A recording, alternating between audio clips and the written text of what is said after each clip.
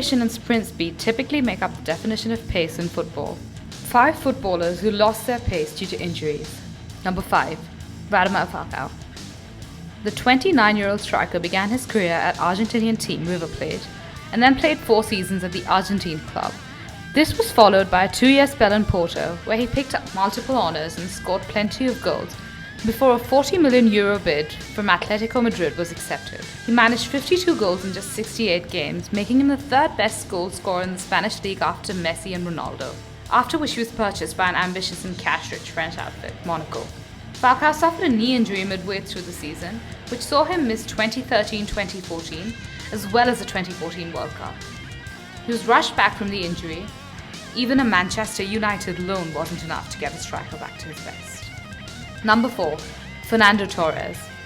The Atletico Madrid youth product began his career at the Vicente Calderón in 2001 and established himself as a fan favourite for 6 seasons before joining Liverpool for a club record £20 million and played some of the best football of his career at Anfield, but he picked up recurring injuries towards the end of his Liverpool spell. A £50 million move to Chelsea was supposed to help Torres become the best striker in the world, but he was seen as a liability by every manager at the club and was eventually sold off to Milan. These days he plies his trade with boyhood club Atletico Madrid. Number 3. Alexandre Pato. He was once considered as one of the most promising players and was also seen as the future of the Brazilian national team. The Brazilian international began his career with Internacional in 2006 and spent just 1 season at the club before he was signed by AC Milan. The forward made a huge impression in his first 3 seasons at the San Siro. Constant injuries meant that he had limited time playing for the following seasons, and this led to a decline in his form. He was sold to Corinthians in 2013, and after failing to make an impression there, he spent 2014 to 2015 on loan at Sao Paulo. Number 2. Robinho.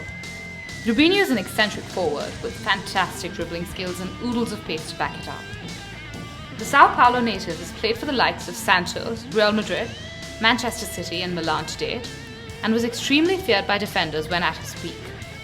Robinho was signed by Manchester City in 2008 for a club record €42.5 million, where he was plagued by injury problems and inconsistency.